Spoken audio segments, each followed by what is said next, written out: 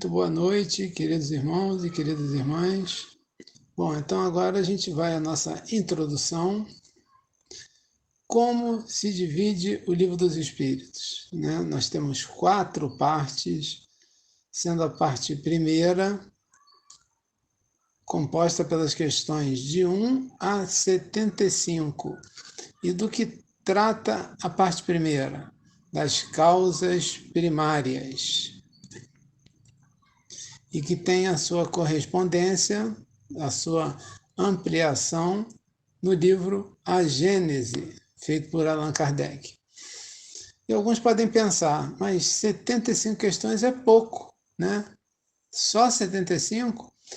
Mas são questões extremamente densas, filosóficas, de ordem científica, questões em que muitas vezes nós ficamos 2 encontros para tratar de alguma delas. A parte segunda é a parte mais interessante, pelo menos em termos de novidade, né? Foi onde Kardec abordou as comunicações entre o mundo material e o mundo espiritual, né? Onde Kardec fala em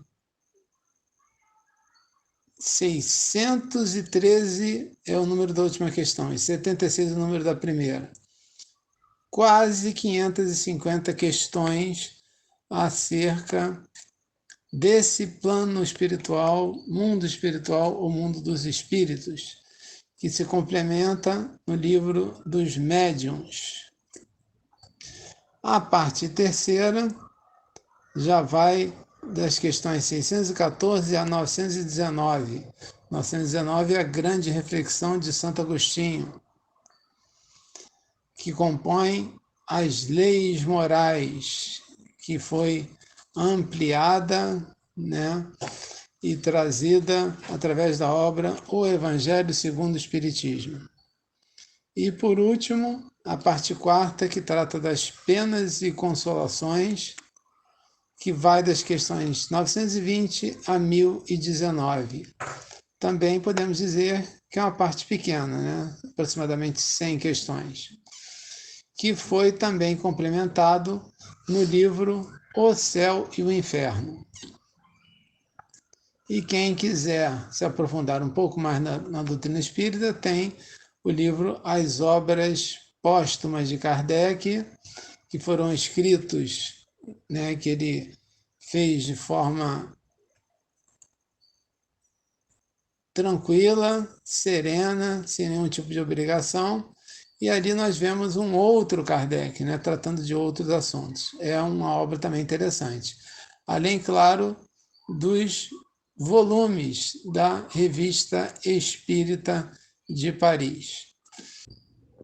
E agora, queridos irmãos, queridas irmãs, aqui presentes conosco e que irão assistir esse estudo no nosso canal do YouTube, vamos às questões reservadas para o estudo da noite de hoje. Obrigado, Norma, por mais uma vez nos conduzir nessa viagem na nossa paz interior.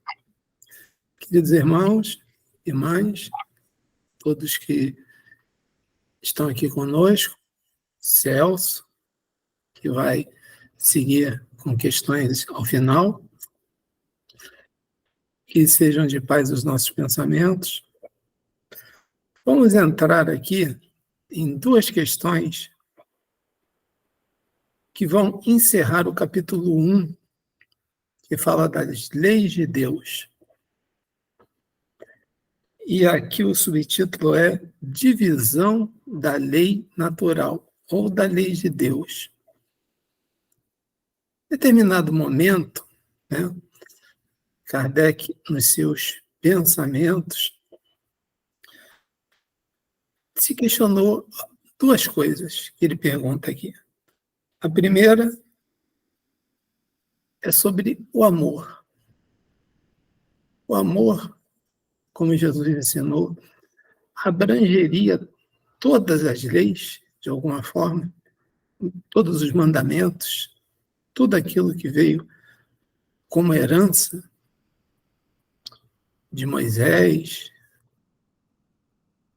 E aí ele pergunta: toda a lei de Deus está encerrada na máxima do amor ao próximo ensinada por Jesus? Está tudo aí? E a espiritualidade diz: certamente. Mas, como nós ainda temos, não somos tão inteligentes assim como pensamos que somos,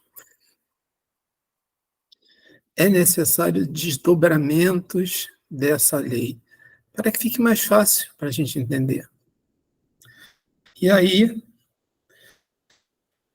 a resposta continua. Esse preceito encerra todos os deveres do homem, dos homens entre si, contudo, é necessário mostrar-lhes a aplicação. A gente é igual criança.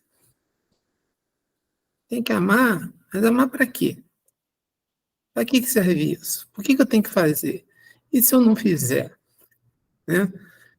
E se eu fizer pouco? E se eu fizer muito?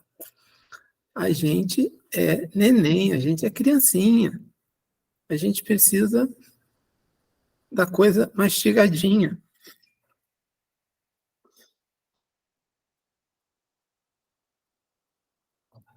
Aplicação. Pois, de outro modo, podem negligenciá-la como fazem hoje. Lá em 1840 e pouco, o homem, ser humano, ainda negligenciava a lei de Deus.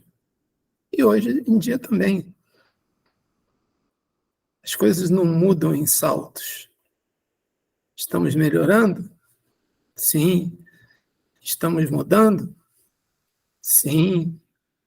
Muito mais de corpo a cada encarnação do que propriamente internamente. Então, precisamos caprichar mais nesse suor de que falou nosso irmão Carmélio, né? As obras de André Luiz, nessa força que temos que fazer contra as sombras que ainda estão dentro de nós. A lei natural compreende todas as circunstâncias da vida e essa máxima se refere apenas a um dos seus aspectos. O homem, de regras precisas, imprimir os princípios gerais e muito vagos deixam para trás portas abertas à interpretação. Então, deixar para nós, que somos ainda infantis, moralmente falando, portas abertas à interpretação é facilitar que caiamos em erro. E aí, Kardec vem e pergunta, faz mais uma pergunta, unindo 3 revelações nessa pergunta. 3 revelações de Deus. Qual o seu parecer, questão 648, sobre a divisão da lei natural em 10 partes, compreendendo as leis? Fica aqui, Kardec troca mandamento por lei. Tínhamos 10 mandamentos de Moisés, certo? Lá no Antigo Testamento. E aqui ele coloca 10 leis. Seguir uma lei é diferente de obedecer uma ordem mandada por alguém. É um salto dentro da compreensão e da evolução. E quais são essas leis? Adoração, que o Celso vai começar a falar hoje. Trabalho, a reprodução, a conservação, a destruição, a sociedade, o progresso, igualdade, liberdade e, por fim, a lei de justiça, de amor e caridade. Esta divisão das leis de Deus em 10 partes é a de Moisés e pode abarcar todas as circunstâncias da vida, o que é essencial. Pode-se, portanto, segui-la sem que se tenha dela, no entanto, nada de absoluto, como não tem os outros sistemas de classificação que sempre dependem do ponto de vista no qual se considera um assunto.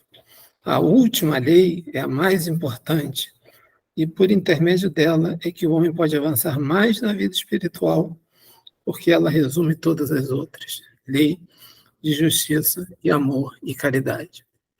Eu vou pedir para o Itamar agora, preparei um textozinho, que faz uma ligação entre as leis de Moisés e as 10 leis morais do Livro dos Espíritos. Essa figurinha aí bonitinha é Moisés segurando as chamadas tábuas da lei, onde se fala, né, entre aspas, que Moisés psicografou com o dedo, porque ele não tinha caneta, não tinha papel, não tinha nada. Então, os 10 mandamentos foram talhados em pedra. Queremos, então, demonstrar a sintonia existente entre a primeira e a terceira revelação, a primeira revelação de Moisés, a terceira revelação, a do Espiritismo. Em épocas muito diferentes, tanto em costumes, quanto em legislação, quanto em tudo, expressando a mesma lei de Deus, que é imutável. Vamos analisar e comparar a lei de Deus, representada nos 10 mandamentos de Moisés, e as leis morais da parte terceira do Livro dos Espíritos. Primeiro mandamento. Eu sou o Senhor vosso Deus, que vos tirei do Egito, da casa da servidão. Não tereis diante de mim outros deuses estrangeiros, não fareis imagem esculpida, nem figura alguma do que está acima do céu, nem embaixo da terra, nem do que esteja nas águas, ou sob a terra. Não adorareis e não lhe prestareis culto soberano. Aqui, Moisés funda o monoteísmo. Deus é único. E no Livro dos Espíritos, nós conjugando aqui 2 leis, a lei divino-natural conjugada com a lei do progresso, que está no seu capítulo 8, da parte terceira, no seu subitem, que trata da legislação e da civilização humana. Por quê? Porque os mandamentos de Moisés foram utilizados como lei civil para regrar e controlar o povo judeu, que acreditava, não sei se vocês sabiam, que na realidade eram 613 mandamentos, que versavam sobre as mais diferentes práticas da sociedade e hábitos. Nesses 613 estão contidos os 10 mandamentos. Segundo mandamento do Velho Testamento. Não pronunciareis em vão o nome do Senhor vosso Deus. E onde está isso no Livro dos Espíritos? No capítulo 2, que o Celso vai começar, né, logo em seguida a comentar. Leis de adoração, objetivo da adoração, adoração exterior e a prece. Vamos ao terceiro mandamento. Lembrai-vos de santificar o dia de sábado. Para os judeus, o primeiro dia e o dia do descanso, consagrado pela religião, era o sábado, ao contrário de nós, que consideramos como o domingo. E algumas passagens do Evangelho mostram que Jesus questionava muito os fariseus sobre se era lícito ou não fazer o bem aos sábados. Muitas ocorrências aconteceram nessa época. Se Jesus podia curar aos sábados, porque o sábado era um dia para se consagrar a Deus em repouso absoluto, sem fazer nada.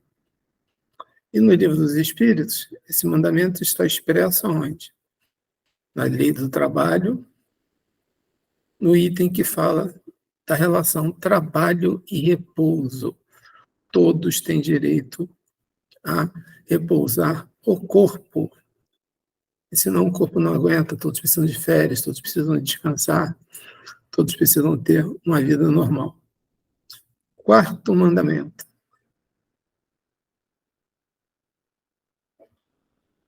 Não matareis, não matais. Né? Não mateis o corpo, não mateis o espírito, não mateis a esperança, não mateis e não destruir as coisas boas que as pessoas têm. Né? Essa combinação está no Livro dos Espíritos, seguindo capítulo 6, Lei de Destruição, que fala sobre o assassínio, questões 746 a 741. Vamos seguindo, Tamar? Sexto mandamento. Não cometerás adultério. Livro dos Espíritos, capítulo 4. Na lei de reprodução, temos as questões ligadas ao casamento, ao celibato e à poligamia, que tem a ver com a questão do adultério. Então, são aproximações, né, que a gente faz e a gente vê similaridades entre os assuntos naquela época e na época em que foi ditadas as respostas do Livro dos Espíritos. Sétimo mandamento. Não roubeis. Aqui a gente pode conjugar no Livro dos Espíritos, o capítulo 5, na lei de conservação, gozo dos bens terrenos, questões 711 a 714. Tá? Eu estou só citando aqui porque a gente vai estudar todas essas questões, tá bom? Conjugada à lei de justiça. Lei de justiça, direito de propriedade e o roubo. Então, essa questão pequenininha aqui, não roubeis, olha como ela é ampliada nas análises de várias questões, de várias colocações, como ela é aumentada, né? Todas elas são muito aumentadas e muito detalhadas. E isso é muito importante, como eu falei no início, porque nós precisamos da coisa muito bem explicadinha, porque senão a gente pode se perder em interpretações erradas. Vamos avançar agora para o oitavo mandamento. Não prestei falso testemunho contra o vosso próximo.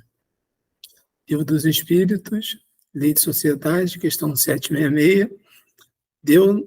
Deus não nos deu inutilmente a palavra e todas as demais facilidades da vida, em relação com outros seres humanos. Devemos utilizar a palavra, que é a exteriorização do nosso pensamento e sentimentos, como instrumentos sagrados para a propagação da verdade. Então, não prestar falso testemunho é mentir, é enganar. Então, aqui, nessa questão da lei de sociedade, as nossas relações com os outros devem se basear na verdade. E tudo isso é analisado de uma forma mais profunda nesse detalhamento nas questões do Livro dos Espíritos. Nono mandamento. Velho Testamento, não desejeis a mulher do vosso próximo. Naquela época, sabemos que a sociedade era extremamente patriarcal, a mulher era um objeto, mas não desejeis o companheiro do vosso próximo. Né? Não desejeis o marido, a mulher, a família. Né? Não desejeis as coisas que ele tem. No Livro dos Espíritos, a gente encontra o desejo, na Lei de Liberdade, capítulo 10, o desejo está ligado diretamente ao pensamento. As questões 836 e 834 falam da liberdade de pensar. Lembra que Jesus falou que aquele que pecou em pensamento, adulterou em pensamento, já errou? Então, o pensamento pode se materializar em sentimentos e chegar até ações. Todos os atos do campo físico têm início na mente, em nossos pensamentos, e passam pelos desejos e chegam até a ação. O pensamento tende a obedecer às nossas disposições instintivas, porém, nada é irresistível, pois Deus nos deu o livre-arbítrio para analisarmos os pensamentos e os desejos, educando os nossos instintos mais primitivos e as más tendências. Nas questões 843 e 845, Kardec fala de verdadeiros espíritas, não como seres já purificados, mas como aqueles que empreendem todos os esforços contra os vícios e as suas más tendências. Então, vamos detalhar isso. E fechando, 10º mandamento, não cobiceis, não invejeis a casa do vosso próximo, né? Hoje a gente pode dizer, nem o carro, nem o emprego, nem a família, nem nada que ele tem. Naquele tempo, era um tempo que se tinha uma serva, um boi, um asno, essas eram as propriedades. Então, não invejeis as conquistas, seja lá quais forem, daquele que é teu próximo. E a lei de igualdade, do Livro dos Espíritos, capítulo 9, questões 806 e 816, vai nos falar sobre a desigualdade das riquezas, por que ela existe, qual a razão, qual é o motivo, e vamos nos surpreender. Aqueles que desconhecem esta lei, muitas vezes se deixam levar pela inveja e se contaminam com o vírus da revolta contra o mundo e contra Deus, com relação aos bens materiais que outros possuem enquanto eles vivem na miséria. Então era isso, meus queridos irmãos. Um resumo bem rápido, um texto aí que vai ficar aí para vocês, né? Aqueles que quiserem. Itamar publica aí no grupo. E agora é a hora de ouvir o nosso irmão Celso, que vai nos falar sobre a lei de adoração. Vamos lá, Celso? Bora. Boa noite a todos. Estamos aqui mais uma vez complementando, né, os nossos estudos. E sejam de paz os nossos pensamentos, que seja de luz a nossa condução aqui. Tá? O amor seja a nossa bandeira de luz. A gente vai dar início ao capítulo 2, da parte terceira das leis morais. O capítulo 2 fala exatamente da lei de adoração, que o Paulinho já tinha falado aqui. Então, vamos lá. A lei de adoração, né? É uma das 10 leis naturais, uma das 10 leis morais, que foi dividida, e o Paulinho já trouxe isso para a gente. Então, é interessante perceber, primeiro, assim, logo de cara, o que é adoração, como a gente entende isso, ou como se entendia isso, né? Então, o adorar nos diversos momentos da nossa história humana, ele tem características diferentes. E hoje a gente vai ver. Tá? Mas, antigamente, citando até, pegando o gancho aí do Paulinho, na época de Moisés, a adoração era uma coisa diferente do que a gente entende hoje com o caminho de estudo que a gente fez. Então, na história da nossa humanidade, as criaturas sempre estiveram ligadas a algo superior, que elas atribuíam um poder superior. E, ao longo da nossa história, a gente vê que essa coisa podia ser um elemento da natureza. Podia ser a chuva, podia ser o trovão, podia ser um vulcão. Né? Então, esses elementos naturais eles eram elevados à condição de divindade. E aí as pessoas adoravam no sentido de louvar, reverenciar, venerar e fazer outras coisas para que aquela divindade, entre aspas, pudesse satisfazer as suas necessidades ou, pelo menos, não puni-los. Então, a adoração está aí ao longo da nossa história. Mas, quando a gente chega nesse entendimento da doutrina e percebe que a adoração ela é parte da lei maior, da lei natural, a gente vai ver que, em momento algum, a gente não pode fazer comparação do que seria o certo ou do que seria o errado em relação à adoração. A gente pode falar hoje, mas a adoração não é só fazer a prece, não é só entrar em sintonia. Tudo bem. Ao longo da história, a nossa humanidade, ou nós, tivemos momentos de crescimento. Então, nós fomos percebendo que adorar determinadas potências da natureza não era o ideal. Não era o ideal a gente levar ou dirigir, direcionar para essas potências da natureza nossos desejos, nossos pedidos, né? Pedir tudo aquilo que, para nós,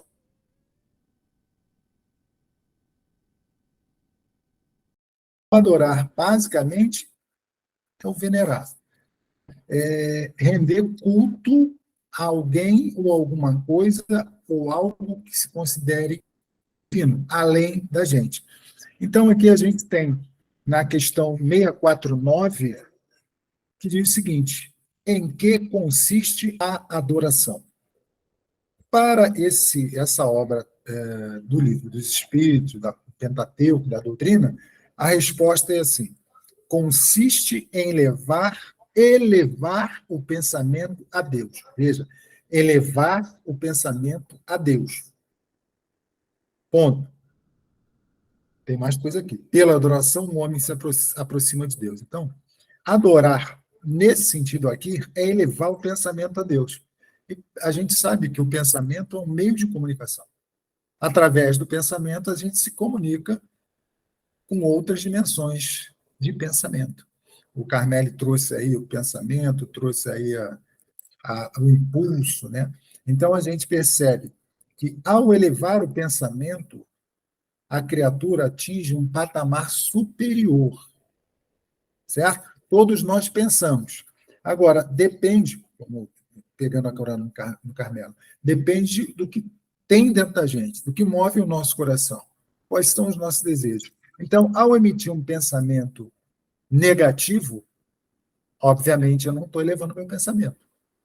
Né? Um pensamento negativo, um pensamento de derrota, um pensamento de tristeza, mágoa, um pensamento que me deixa para baixo, eu estou fazendo sintonia com que tipo de energia? Eu estou elevando o meu pensamento a Deus? De jeito nenhum. Lembrando que Deus e os amigos espirituais, protetores, guardiões, estão numa esfera de energia superior, uma energia mais sutilizada.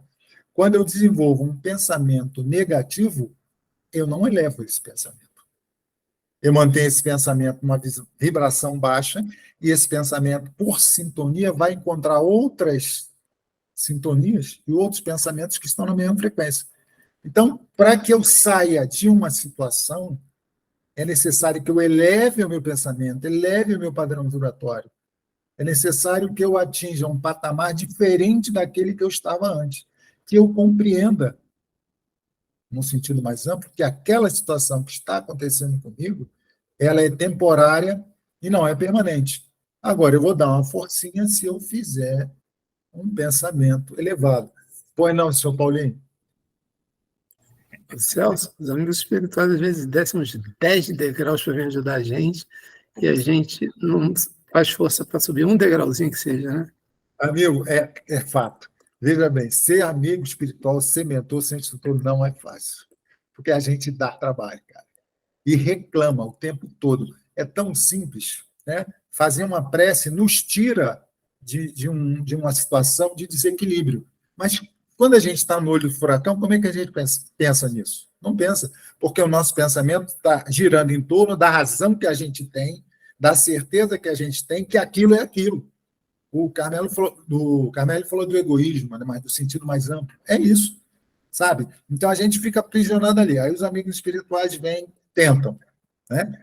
Se aproximam e a gente está fechado naquela certeza. Então eles não vão poder fazer muita coisa. Não vai obrigar ninguém a fazer nada. Vai liberar a tua livre escolha até que você, de tanto dar soco na parede, se canse e mude a sua opinião. André Luiz, que passou por uma depuração no umbral, né? Ficou lá um tempo e tal, lembrando. Então, é preciso elevar o pensamento na sintonia superior, para que a gente atinja os patamares mais altos. Porque aqui no nosso terra-terra, o nosso pensamento toda hora, o nosso humor toda hora se modifica. Alguma coisa nos traz sério, alguma coisa nos traz tristeza, nos traz mágoa, mas isso é o tempo todo. Então, para que a gente saia dessa normalidade, é preciso elevar. Tá? E esse elevar é entrar em sintonia. Então, não se trata apenas de fazer prece, não se trata apenas de entrar na sintonia, nos recolhermos e orarmos. É mais que isso. É olhar para dentro da gente e perceber, caramba, esse meu comportamento não está me fazendo bem. Né? Porque tem aquela coisa a gente pode falar da casa que a gente frequenta, né? Tem o passe, tem a pessoa que é papa-passe. Né? O cara vai, toma um passe de manhã, toma um passe meio-dia, porque já carregou da manhã para o dia, e no final da tarde toma outro passe. Né? Ele não está percebendo o que está acontecendo com ele mesmo provocando. Então, ele coloca na mão do outro, ele não eleva. Sabe? Ele busca um recurso que ele sabe que vai temporariamente ajudar, mas ele não sai daquilo, volta para o mesmo patamar. Então, quando ele diz aqui, consiste em elevar o pensamento a Deus e pela adoração, e pela elevação de pensamento, e pela mudança de sintonia, pela mudança de padrão vibratório, o homem se aproxima de Deus. Não é? Aqui diz assim, o homem aproxima a sua alma de Deus. Então, ele fica mais sutilizado, fica mais leve, fica distanciado daquelas coisas da materialidade. Então, ele se aproxima mais da espiritualidade e da sua própria espiritualidade, do seu Cristo interno. Então, suaviza. Tá? O que mais? Então, mas tinha que botar um negócio aí? Não. Não, né? Vamos lá. Então, na questão 650, a adoração é um sentimento que já nasce com o homem ou é um fruto de algum ensinamento? Caramba, essa é boa. Né? Olha a resposta. A adoração é um sentimento que já nasce com o homem, assim como o sentimento da existência de Deus. Então, aí eu vou me recorrer, eu vou lá na questão 621 do Livro dos Espíritos, que a gente fala muito dela, a gente já decorou e tudo, inclusive a questão 621 é o seguinte, ó, onde está escrita a lei de Deus? Lembra que a gente está falando da lei de Deus, a lei natural, das leis morais? Lei de adoração, lei do trabalho, lei, né, da liberdade, todas essas leis que a gente vai estudar agora na sequência. Onde está escrita a lei de Deus? Onde estão essas leis? Onde está? Na consciência. Então, quando ele pergunta aqui, a adoração, que é uma das leis de Deus, é um sentimento que já nasce com o homem? Ou é um fruto de algum ensinamento? Meu amigo, se está na consciência, a criatura já traz isso. O que é preciso? Despertar para essa consciência divina que está em mim ao longo da jornada, ao longo da caminhada. Então, já está ali, veio o pacote, está o combo todinho, todas as leis estão lá. Então, basta que a gente, ao longo da jornada, vá crescendo. Vou pegar a carona do Paulinho ali, que disse que a gente era bebezinho, criancinha, moralmente falando, né? Criança não consegue entender uma lei, criança não consegue interpretar uma lei, ela vai sendo conduzida. Mas, na medida que a criatura vai se desenvolvendo, ela vai entendendo a lei, vai sendo mostrada a ela que a lei pode alcançá-la de alguma forma, se qualquer coisa que ela faça infringindo essa lei, ela já pode ser responsabilizada pelos seus atos, enquanto a criança não. A criança é imputável. Né? Então, como a gente está crescendo, está se desenvolvendo, está saindo de uma infância, talvez, para primeiro momento de adolescência, não sei bem, então essa lei já está aqui, certo? E a nossa vivência, o ir e vir, né? O encarnar e reencarnar, as experiências fazem com que a gente comece a despertar para isso, e vai fazer uma grande diferença. Então, ele diz, ó, a adoração é um sentimento que já nasce com o homem, assim como o sentimento da existência de Deus. Está aqui comigo, está aqui. A consciência de sua fraqueza leva o homem a se curvar diante daquele que pode protegê-lo. Quando a criatura por exemplo, está lá a criança, aí o pai ou a mãe, a criança está fazendo uma arte lá, um troço qualquer, né? Eu e o Paulinho nunca fizemos isso. Aí a criança está lá fazendo uma coisa, aí o pai ou a mãe, não faz isso, rapaz. Olha, você pode se machucar e tal. Deixa comigo, eu sei. Quando ele cai, se machuca e rala o joelho, aí ele se percebe frágil, se percebe fraco. Ele vai chamar quem? Pai, mãe. Então ele se volta para o Criador na dificuldade. No momento que a vida enterra, no momento que as coisas não andam, no momento que as dificuldades chegam, ele, caramba, eu preciso de ajuda. Aí vai chamar quem? Vai chamar o pai. Tá? Então, de tanto ele se machucar e chamar esse pai, e esse pai ajudar, daqui a pouco ele desperta, caramba, eu estou fazendo isso comigo. Tudo bem que eu posso chamar o meu pai a hora que eu quiser, mas eu posso, pelo menos, tomar mais cuidado e prestar atenção com aquilo que eu faço, com os meus pensamentos e com as minhas escolhas. Vai ficar mais fácil para mim. Tá? Então, vamos para a 651. Quem levantou a mão? Deixa eu ver quem levantou a mão, deixa eu ver. Paulo César, pois não. Oi, Celso. Fala aí. Você considera, o que você acha da parábola do filho pródigo? É uma boa representação desse espírito que você falou que está reencarnando, encarnando, encarnando, e que finalmente atinge o nível de consciência e volta para o pai? Pois é, rapaz, essa parábola é um espetáculo. A gente tem que falar dela o tempo todo, porque é exatamente isso. Né? O filho se sente poderoso, já cresceu, dono de si, manda no próprio nariz, chega para o pai, ó, me dá minha parte aí que eu estou indo, vou cair no mundo. O pai, justo, amoroso e bom, olha para ele, já sabe do resultado, não é? Olha para ele, tá bom, meu filho, você quer o seu? Vai. E o cara vai, né? Sai com aquela dinheirama toda, fortuna, criptomoeda, tudo, leva tudo, leva tudo. Só que quando ele vai para o mundo, no primeiro momento, quando ele mergulha, ó, isso é uma similaridade, ele mergulha no processo reencarnatório, ele vem para o mundo de expiações e provas, onde nós somos testados o tempo todo. Aquilo que a gente precisa desenvolver, né? Superar as nossas imperfeições, trazer reparo nas nossas pendências e uma série de situações. Quando ele mergulha no mundo, ainda com aquele dinheirão todo, surgem milhares de pessoas, vou exagerar, milhares de pessoas para ajudar, socorrer, sorriso, portas abertas, uma série de situações. Quando ele vai gastando a herança, né, esses amigos vão desaparecendo. As facilidades já não são tantas.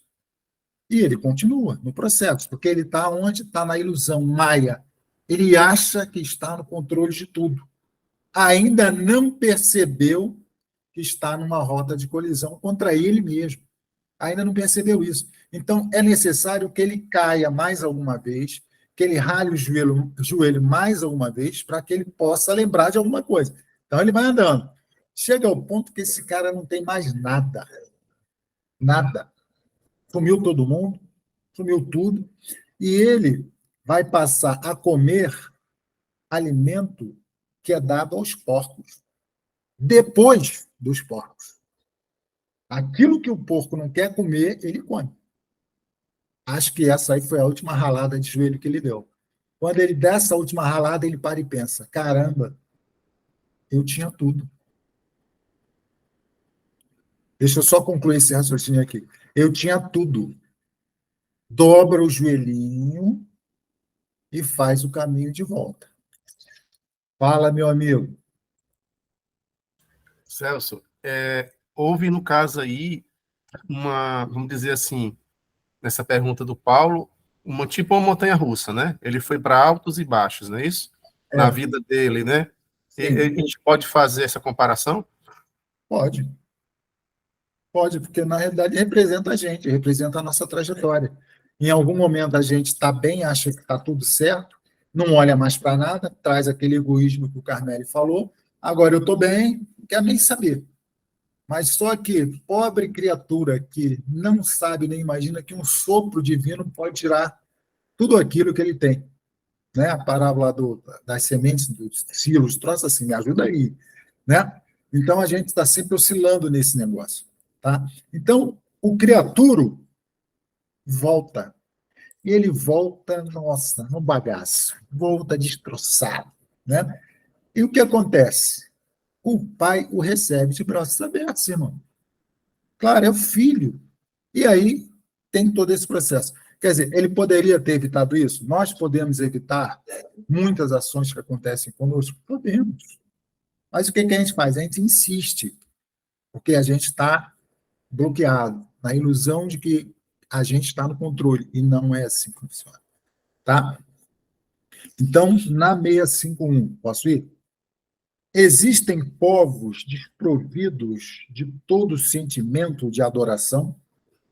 Ele está perguntando aqui se existem povos, nações que não têm sentimento de adoração, ou seja, que não estão ligados a tudo isso que a gente está falando aqui. Resposta: não existem, pois nunca existiram povos ateus. Todos compreendem que acima de tudo existe um ser supremo. Veja bem, ele pergunta: existem povos desprovidos de todo sentimento de adoração? Se a gente falou lá atrás que a lei de adoração está na consciência da criatura, né? Como é que pode existir alguém ou povos que não tenham isso? Tem. Agora, o que pode acontecer são interpretações errôneas. O ateu, ele é ateu por convicção, por coisas que ele acha que sim e tal, mas por mais ateu que ele seja, ele não vai contrariar a lei, certo? Ele traz dentro de si toda lei. Mesmo que ele não acesse, mesmo que ele não use, mesmo que ele renegue, mesmo que comigo não, está lá, irmão. Não tem como tirar. Se ele vai abrir o combo, vai olhar o pacote ou não, não importa. Mas está lá.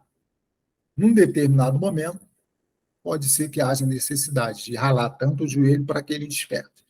Tá certo? Opa, fala aí. Deixa eu ver quem falou. Deixa eu ver quem é. Paulo César, fala. Uma vez eu conversei com uma pessoa que se dizia ateu, né? E o que ela me falou foi o seguinte, eu achei bem coerente, né? Ele falou: eu sou ateu com relação a deuses, a religiões que estão aí no mundo. Essas religiões não me representam. Tipo Sim. assim, quase um convença.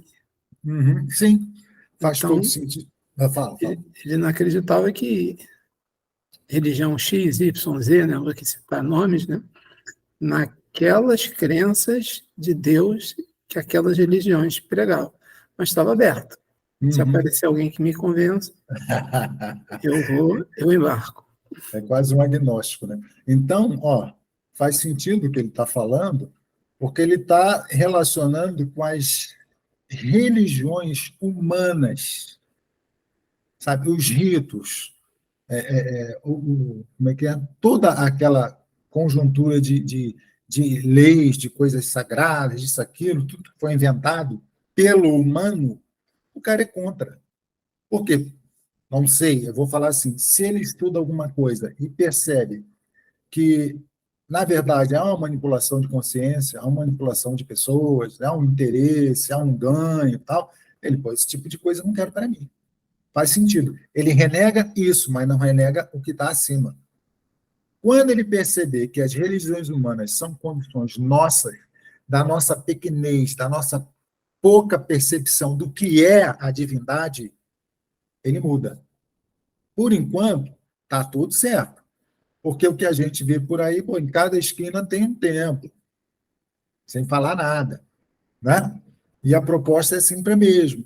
Então, ele precisa caminhar um pouco mais para perceber, sair dessa visão horizontal de que tudo é igual e verticalizar o seu pensamento, jogar para cima. Aí ele vai ver a diferença. Tá certo? Então, a gente não condena ninguém, não. Mesmo porque, se a gente pensar no sentido reencarnatório, nas diversas encarnações, esse irmão pode ter acontecido com ele uma experiência ruim, ou mais de uma experiência ruim, ligada a religiões. Não é? E aí, pegamos tiro. E aí, quando ele vem nessa presente encarnação, toda aquela, ele pode não lembrar exatamente, mas a sensação de que aquele caminho não foi bom para mim, ou eu acreditei nisso e não aconteceu aquilo, está nele. Então, a primeira coisa que ele faz é negar essa estrutura que a gente conhece como religião humana. Tá lá no porão do inconsciente dele, né? Tá, é o grande Carmélio, está lá. Aí talvez ele esteja atuando com um impulso. Um impulso. Eu estava olhando, eu estava prestando atenção. Dormi, mas prestei atenção. Tá? Beleza? Então, não adianta. Negou, meu irmão, mas está aí. Não importa, está tudo certo. 652. Pode-se dizer que a adoração tem sua origem na lei natural? A gente sabe que Kardec, de vez em quando, ele fazia pergunta diferente, mas queria perguntar a mesma coisa. Isso acontece muito no Livro dos Espíritos, né? A gente já falou disso, você falou disso, né? Resposta: a adoração faz parte da lei natural. Pronto. Podia parar aqui, né? Pois resulta de um sentimento que já nasce com o homem. Ó, 621, questão 621, onde está a lei? Está aqui. É por isso que encontramos a adoração entre todos os povos, embora manifestada de forma diferente, Então, olha só, todos os povos. A gente está falando de quê? Da humanidade. Então, a lei está onde? Na consciência de cada humano, de cada pessoa, de cada povo, falando de um corpo maior. A diferença é que cada um interpreta de um jeito. E na medida em que a criatura avança, na medida em que ela cresce, que ela progride, essa adoração deixa de ter o mesmo sentido. Por exemplo, eu falei no início que podia ser um vulcão, podia ser, né, uma chuva, tupã, perícia, né, elementos da natureza. Na medida em que a criatura vai evoluindo, essa divindade, o objetivo, ou melhor, o objeto da adoração vai mudando. Não é? Nós já tivemos várias faces de Deus e várias faces de adorar esse Deus ou essa divindade. Hoje, para nós aqui que somos seguidores da doutrina, a questão número 1, que é a fundamental aqui do Livro dos Espíritos, deixa eu colar, que eu já esqueci qual é, mas eu vou falar, eu vou dizer, calma, não sai daí não, fica no canal, calma, espera aí só um instantinho. Ó, que é Deus? A pergunta é essa. Resposta: inteligência suprema, causa primária de todas as coisas. Basta. Se tem alguém ainda hoje que não chegou nesse ponto, que acha que é uma outra coisa, está tudo certo. Não tem como dizer, você está errado. Não, está tudo certo, porque são níveis de entendimento diferentes. Imagine uma escola, né, Ana Luísa? Imagine uma escola, níveis diferentes, classes diferentes. O aluno do primeiro ano tem uma percepção, do quinto tem outra, o do nono tem outra, o do 12º tem outra. Vai dizer que estão errados? Não. Eles têm uma percepção de acordo com a maturidade naquele momento que lhe é peculiar. Então, quem caminhou um pouco mais não vai ficar olhando nem apontando o dedo, vai compreender. Pô, eu já estive ali, já passei por esse caminho, certo? Então, dando oportunidade de que cada um se desenvolva sem impor nada a ninguém. Esse é o processo, tá? Então, para essa coisa aqui da adoração que a gente está falando, olha só. Basta o pensamento com vontade direcionada para entregar. Corta essa, hein? Basta o pensamento com a vontade direcionada para entregarmos e entrarmos em sintonia com a espiritualidade superior de Deus. Pensamento direcionado. Eleva seu pensamento a Deus. Tá? Aqui, ó. É boa isso. Adoramos a Deus, porque a adoração é estar em movimento. Em movimento pelo bem. Tá? Então, escuta essa. Adoramos a Deus em todos os momentos que praticamos o bem. Em todos os momentos em que nos deixamos envolver pelo sentimento de amor, de paz, de alegria, de bondade e todos os outros sentimentos superiores que você quiser. Então, nós estamos adorando a Deus aí.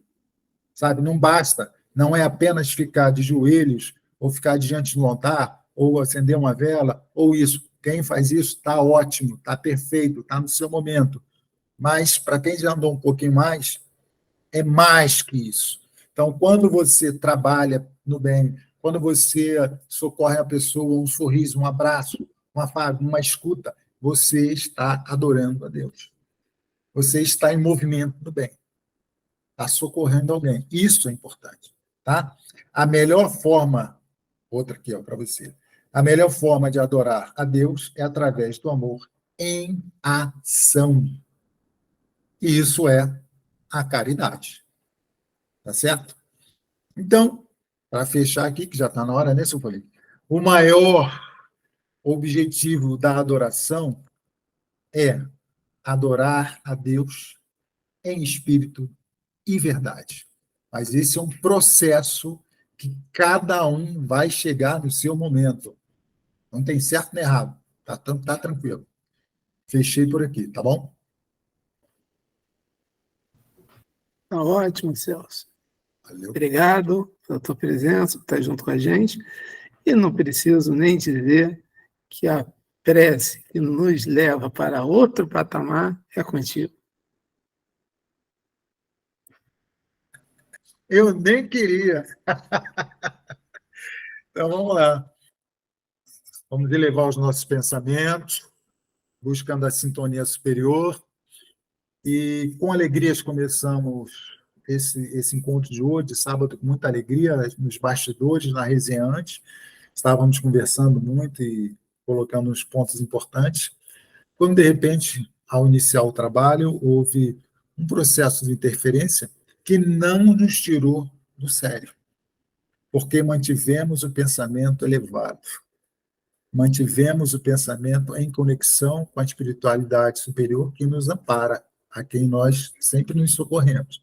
Então, se começamos com alegria, terminamos com alegria. Com alegria e agradecimento a esses irmãos tão abnegados, muitas vezes nem sabemos os nomes, mas estão ali, nos orientando, nos intuindo, trazendo para nós a palavra certa, o pensamento, no momento certo e adequado. E agradecemos.